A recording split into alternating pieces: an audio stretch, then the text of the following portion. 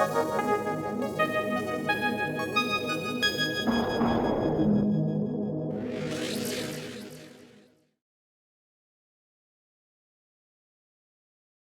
वालेकुम। आप देख रहे हैं यूट्यूब चैनल बे से बातें और मैं हूं बिलाल अहमद खाकी।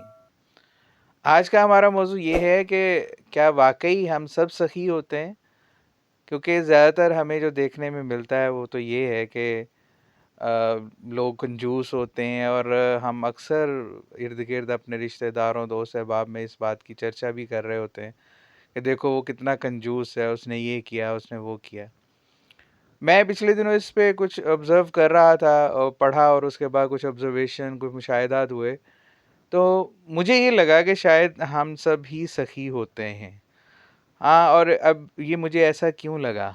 मुझे लगा कि हमने सखावत का मेयार जो है ना, वो शायद उसे ज़र से माप लिया है या तोलना शुरू किया है, तो इस वजह से हमें लगता है कि जो बंदा पैसा नहीं खर्च कर रहा, वो सखी नहीं है।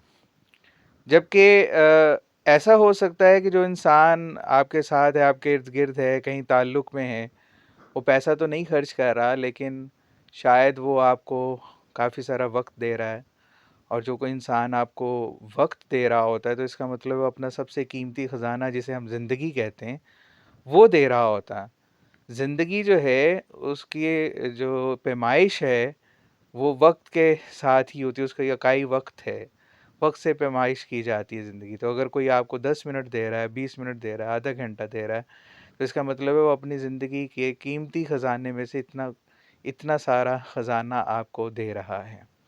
अच्छा, फिर हम डिफ़रेंट फ़िनोमिनन देखते हैं, जैसे कि हम ये देखते हैं कि कोई इंसान जिस्मानी मशक्क़त में बेहतर होता है। कोई इंसान जिसे कहते हैं वो ज़हनी मशक्क़त बेहतर कर सकता है। कोई इंसान जो होता है वो मैनेजमेंट बेहतर कर सकता है।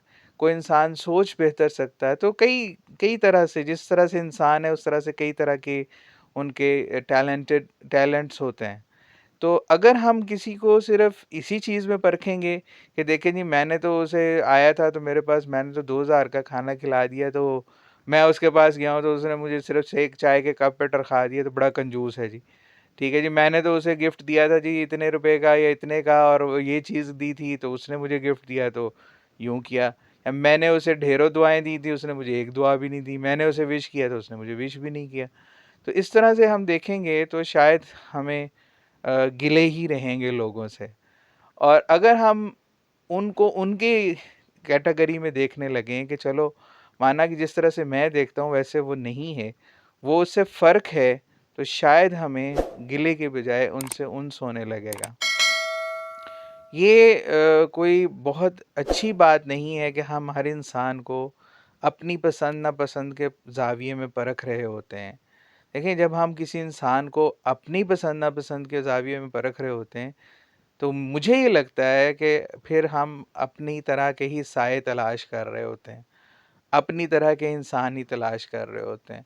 और जब एक जैसा हो जाता है तो वो फिर ऐसे ही है कि जैसे आप हैं वैसे वो है, तो ऐसे में मुझे तो लगता है कि उकताहट होने लगती है।